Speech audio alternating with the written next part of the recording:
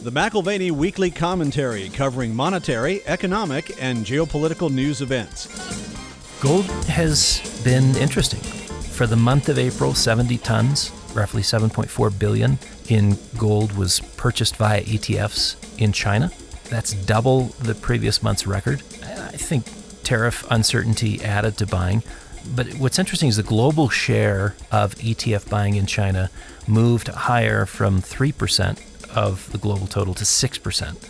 And in the month of April, Chinese demand in that 4-week period accounted for half of global ETF inflows. Now here are Kevin Orrick and David McAlvany. Welcome to the McAlvany Weekly Commentary. I'm Kevin Orrick along with David McAlvany. David, it's so funny how we talked last week about how different news outlets will say things differently, but behind closed doors, Treasury Secretary Scott Bessent just revealed that Chinese told him behind closed doors that they ignored their trade commitments under Biden because they knew he was weak. I guess nobody else did, but yeah, they just admitted that. All of my kids have at one time or another sat by a light switch on the wall, entertaining themselves by flipping it on and then off and then on again until I tell them to stop, right? You know why they do that, don't you? They want your attention. Maybe. Yeah. I mean, tariffs are feeling a little like that now. Oh, yeah. Is it the fascination with pulsating waves of energy that fill the room with light? Or is it the momentary darkness where ambiguity and the unknown stir a variety of concerns? So I've got a question for you, though, because, Trump has cut his teeth basically building casinos and working in an arena where you probably have to put up with some mob bosses, okay? Does what works in business, does that work in international relations? That was a question that Joseph Nye asked in a Financial Times article just a few weeks ago. And I was thinking about his passing this last week. He served under 2 presidential administrations, strongly promoted U.S.-Japanese relations, best known for his ideas of soft power influence and complex interdependence. And it is worth asking the question, what works in business may or may not work in international relations. So his first big idea, soft power, getting what you want through attraction rather than coercion or payment, that's a little like social capital, street credibility. At least a few of my kids would say Riz. That's the word of the moment, short for charisma. The allure of the American dream, better opportunities, they draw immigrants from around the world. Back in the 1990s, Levi's jeans in Moscow were the American stuff people had to have. I mean, I know a guy that flew plane loads full of denim from here to there. Kevin, you know him too. You used to fly with him. That's right. Yeah, he was moving stuff into Russia. Communism had a grip on the mind of Russians, but America was gaining a grip on the Russian heart. Maybe it was American materialism, to be more precise, but we had this sort of street credibility. We had this, even if you think about the American dream, we have an immigration problem. China doesn't have an immigration problem. Russia doesn't have an immigration problem. Who wants to be in those places? Who wants to move in? But I think about that. So Nye talks about soft power, and it reminds me of Otto von Bismarck back in the 1870s. He was a brilliant guy who realized that if you could put together a lot of different agreements, complex agreements, you could have peace and prosperity for a long time. The problem is Otto von Bismarck died, and it led to World War I.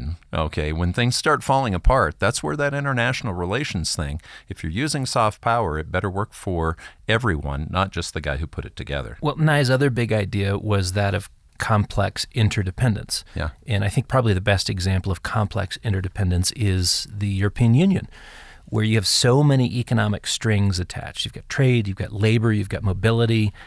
And the implications of war are almost unthinkable with a shared currency and the attempt at a shared regional identity. So you think of military rivalry and cross-border threats. That gives way to mutual benefits from cross-border trade. Other examples of complex interdependence would be the U.S. and China. Trade is key. Treasury funding has been key.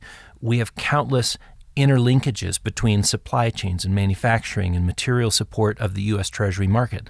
Even the global financial system, if you think of it as a complex and interdependent system, governed to a degree by self-interest, but also by institutional linkages like the Bank of International Settlements, the World Bank, the IMF. What we often see is cooperation in the case of crisis, less contagion sort of sweep the globe. We, actually the Fed, help with liquidity. And then there's other central banks that stand in as well to grease the gears of commerce and capital. This is a complex, interdependent system. It's called symbiotic, right? Where we scratch your back, you scratch ours. And, that's worked for about 40 years, but it's also put us about $37 trillion in debt, Dave. So I'm sorry that Nye passed, because I know that he was a guest that you would have liked to have on the show. In fact, there have been several times where we've looked at having a guest and they were just getting older, unfortunately, and we never did have them. I know these are conversations you'd like to have had. It makes two men from Harvard that I had intended to invite to the commentary. Nye passed in the last week, Thomas Schelling in 2016. I invited Schelling that spring, and he pushed it forward to the autumn, sort of post-vacation, which never ended up happening. He broke a hip and never fully recovered. The Strategy of Conflict was one of his books that has had an influence on me. Arms and Influence, Micro Motives, Macro Behavior, they've all been worthwhile reads.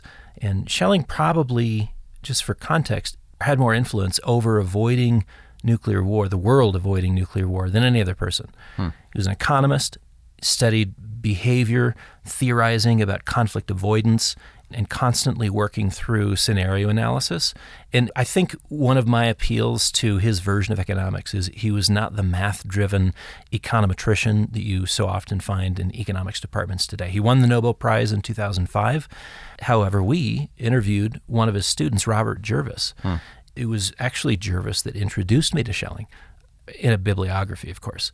Jervis sat at the intersection of psychology, international relations, and economics. You can find I've got a bookshelf here, and it's just the guests we've had on the commentary. The Logic of Images in International Relations was one of his books. How Statesmen Think, and another one that was a big influence for me, System Effects, Complexity in Political and Social Life. Those are all kind of embedded in my brain. As we look, Dave, at history, a lot of times we think, gosh, war has just been the consistent theme. But the truth of the matter is war is actually the anomaly. It's the outlier. The material war where you have kinetic warfare and people killing each other. Yes, there's 1 or 2 or 5 going on worldwide. But peace is actually something that doesn't get a lot of headline. When you've got these guys behind the scenes going, I think I know a way that we can't fight. That usually doesn't make the headlines. Right. Well, I think about the conversations I would like to have and know will never happen except in the margins of the bound books.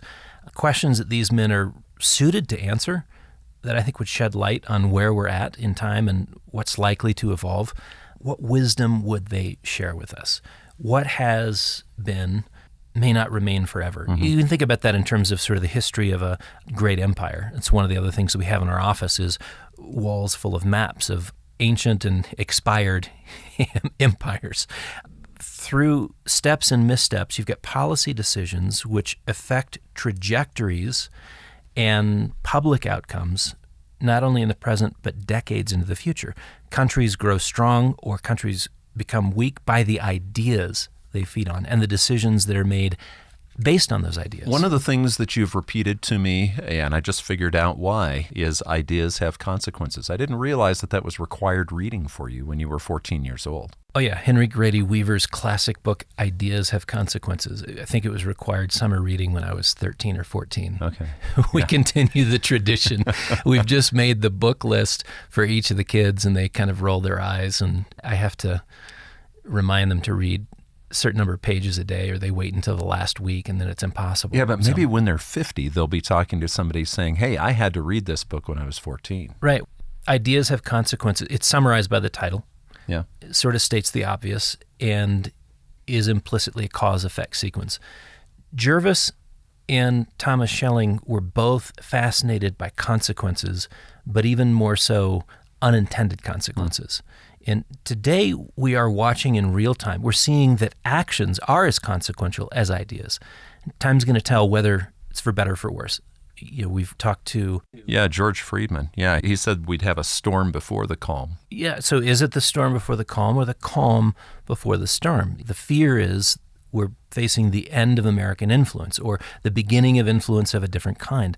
Some form of soft power died the same year that Joseph Nye did, 2025. We are seeing changes, right? So perhaps ideas like complex interdependence, also from Nye, will live on independent of a president or a cabinet or a party working as a check on policy choices.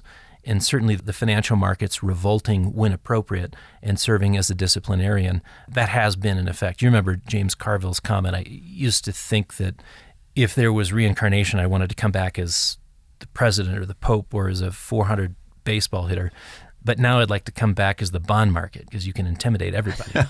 Well, and that's true. Now, would you consider the bond market soft power or hard power? Hard power. I mean, in a hyper-financialized world, the credit market ties everything together. And perhaps it remains the case that complex interdependencies in the credit markets create immediate feedback for policymakers. Certainly that's what we saw a few weeks ago. Bessent and Trump pushing out tariffs 90 days was in response to an unwind in the credit markets. Credit spreads were increasing. Credit default swap prices were rising. The VIX, which is a measure of volatility in stocks, and the MOVE index, also a measure of volatility, but in the bond market, screaming higher. And as the duo peered into a financial abyss, they chose to step back. So did the markets. Jumped back, rallying off of lows with policymaker acquiescence. Well, I'm talking about looking at the different news feeds. Bloomberg, of course, doesn't like Trump, so they talked about this weekend's talks, saying that Trump had to yield to Xi's demands. And then, of course, you flip over to Fox and it says that, of course, Trump moved the needle, which he did. I mean, let's face it, the needle is moving, and depending on who you want to say is winning or losing, I guess it doesn't matter. Well, the markets are finding some relief in what is happening. A rally continues in line with the trade deals getting done. The UK deal has a rough outline to work from, with details still to be fleshed out. The Chinese deal for 90 days feels like another damnable light switch moment. It's on, it's off, it's on, it's off. It's enough relief for investors to be consoled for a time. News media outlets can't help but point to Trump's litany of failures, your point about Bloomberg. And I think the lens the critic looks through seems particularly sharp with the Donald, and was never even looked through with Biden. To be frank, commentary from the right is sort of sycophantically hyperbolic. Commentary from the left, hyperbolically contemptuous and deranged. Shouldn't you just ignore both of them and try to be objective? Yes, because the reality is Trump is neither the Messiah nor the devil incarnate. Right. There is a decent chance that he damages our economy with long-term negative effects, which puts him in a uniquely presidential cohort. Biden, Obama, Bush 2, Clinton, Bush 1, Reagan, Carter, Ford, Nixon, Johnson. I mean, tell me which one of these didn't grease the skids for new and radical spending measures which have us today paying 25% of all tax revenue just to cover interest on the national debt. Wouldn't you love to see that reverse? Yeah. Wouldn't you love to see that reverse? Well, expectations are for an additional $22 trillion to be added to the 37 in outstanding liabilities over the next 10 years. One thing that's difficult to refute, Trump is doing things differently, for better or for worse. But there are indications that his second term is not merely another administration kicking the can down the road. If he fails trying versus merely capitulating to the status quo. Well, and an example of that objectivity would be the inflation rate, the CPI. Today's headline CPI for April moves to 2.3%, below the 2.4 expected, the lowest since February of 2021. Core CPI came in at 0.2 month over month, below 0.3, which was expected, leaving core at 2.8. Super core, another measure, dropped to 3.01 year over year. So it's dropping. Well, it was also the lowest since December of 2021. Bloomberg runs the headline, U.S. inflation seen picking up in April with modest tariff impacts. Not only from the headline, but throughout the article, inflation is ripping, tariffs will make it worse. I read that Bloomberg article first, and it took me a minute to realize that CPI was down and not up. Everything they said painted Trump policies as driving inflation higher, as evidenced by CPI. And you have to step back and recognize that rarely do the facts speak for themselves, not in today's world of journalists moonlighting as activists. So if you were to ask somebody on the street if they knew a little bit about history, when was the last time that we actually had a budget surplus, not a budget deficit, if they understood what the news has told us, Clinton was the last time we had a budget surplus. But didn't we just get a surplus here this first quarter? And just to clarify on inflation, it's not as if inflation is going away, and it's not as if tariffs are going to be benign in that category. They certainly will drive inflation higher. But the stat is the stat, and the fact that they had nothing good to say was a bit surprising, since it was actually down a tick. So what about the April budget surplus? $258 billion, a 23% increase from last year.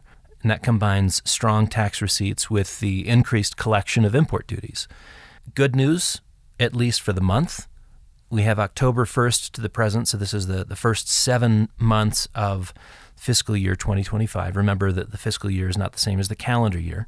So from October 1st to the present, we still show a deficit of $1.049 trillion. I'm not suggesting that we're out of the woods, but April is a standout month. We had increased tax receipts. We had deferred payments coming from California. They certainly tilted the scales, along with the tariffs. So we would not conclude that the full year, 2025, will put us in surplus. There's some one-offs that can't be repeated. So it's not a quarter. It's April. April, we've got the surplus. That's right. But it's a positive sign nonetheless. And to your point earlier, we have not run a surplus since 2001. Clinton. Was it 2001? Yeah, because Bush inherited it for the first bit. Okay. Well, all right. I want to bring something up that we heard in the meeting this morning, because when we went off the gold standard in August of 1971, the commitment was that the U.S. Treasuries would be run very, very effectively with a strong dollar policy, that countries could count on the dollar as being as good as gold. Well, that's worked for quite a while, but the Trump administration's been pretty vocal about saying they're planning on having a weaker dollar. What does that look like? It was former Citigroup CEO Walter Wriston that said that capital flows to where it is welcome and well treated. He wrote a book many years ago called The Twilight of Sovereignty, How the Information Revolution is Transforming Our World. And we've said over and over again that the bond and currency markets hold significant signals for financial market stability. Again, just to shift the conversation from economic metrics for a moment, the Financial Times ran an article on the 7th highlighting and exploring the Asian currency markets. And again, this question of, does capital continue to flow to the U.S.? Does it feel welcome? Does it feel well treated, to Wriston's point? The coming Asian FX avalanche is the title of the article. And the authors speculate that $2.5 trillion in foreign currency reserves held by China, Taiwan, Malaysia, and Korea, and it's increasing by $500 billion a year. This kind of goes back to our conversation about trade dollar recycling and that system coming into question. We've just seen our first major repatriation. The U.S. Taiwanese dollar exchange rate had one of the most violent swings in recent memory as U.S. dollars were sold and repatriated back to Taiwan. The bulk of export earnings have been held in U.S. dollars with the assumptions that you were talking about, strong dollar policy justifying those positions. The current U.S. Treasury might in fact get what they want in terms of balancing trade if in fact those dollars are not recycled.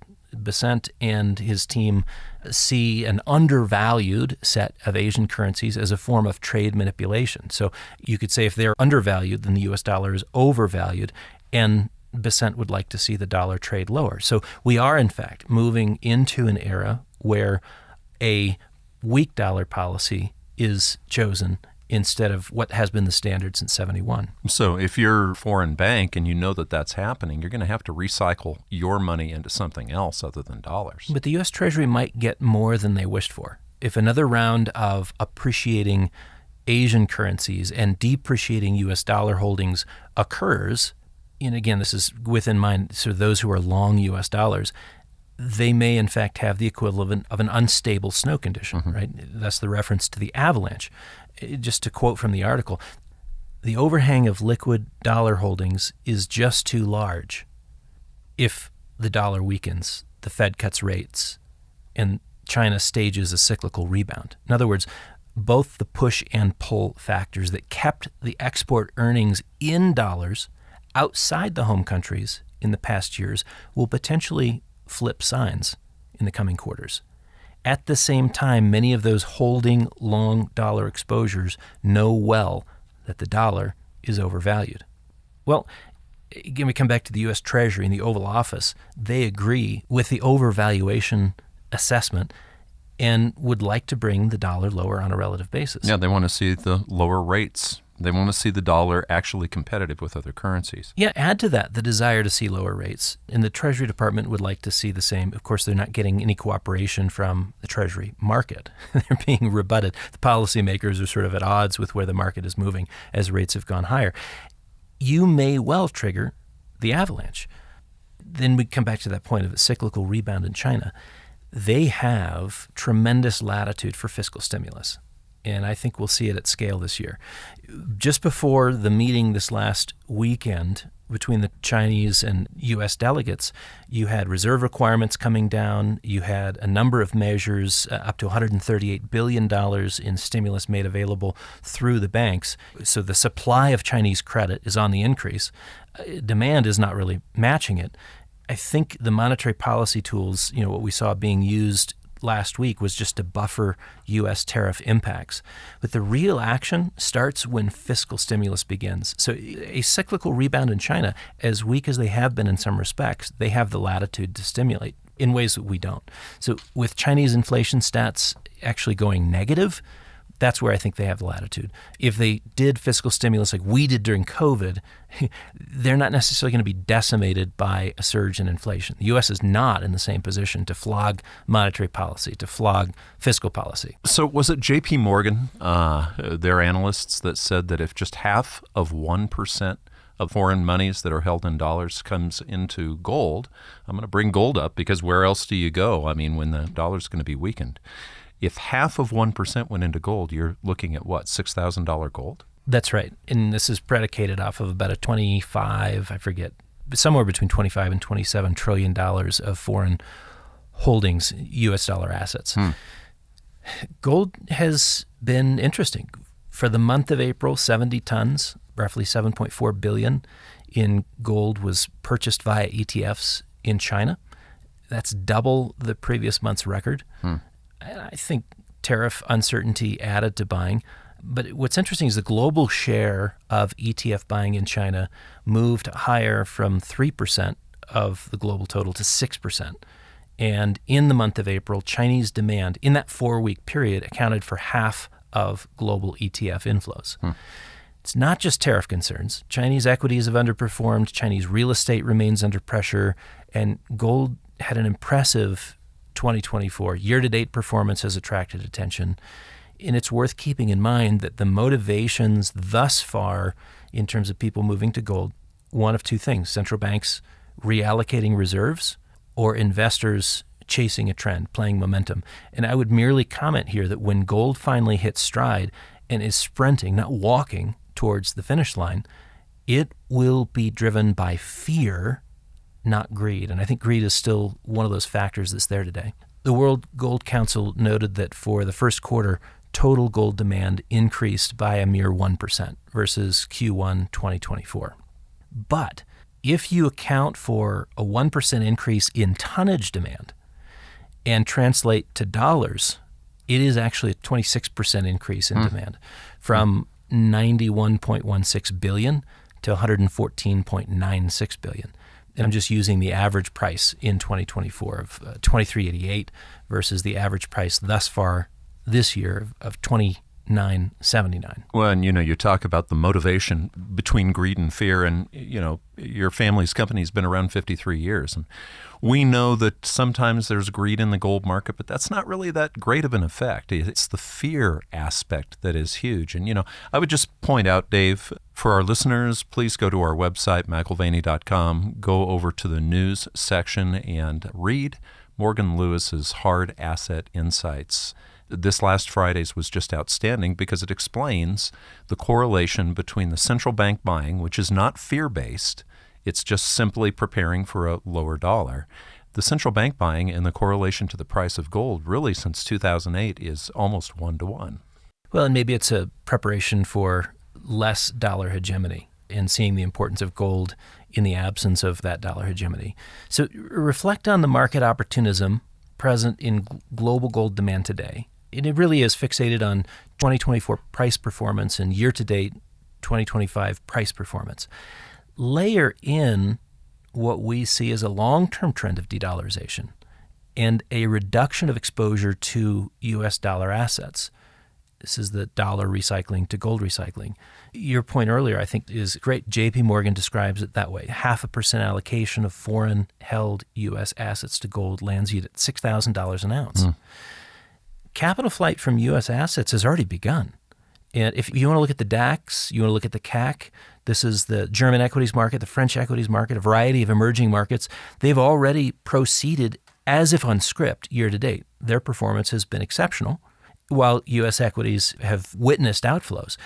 And yet the Financial Times is suggesting an avalanche of foreign currency flows out of dollars and into Asian currencies. So you would say when gold takes 2 steps forward, it may take 1 step backward? Well, I'd say watch the credit markets, watch currencies, and don't be surprised by gold's current step back, setting the stage for 10 steps forward. You've been listening to the McAlvany Weekly Commentary. I'm Kevin Orrick along with David McAlvany. You can find us at McAlvany.com, McAlvany.com, and you can call us at 800-525-9556. This has been the McAlvany Weekly Commentary. The views expressed should not be considered to be a solicitation or a recommendation for your investment portfolio. You should consult a professional financial advisor to assess your suitability for risk and investment. Join us again next week for a new edition of the McAlvany Weekly Commentary.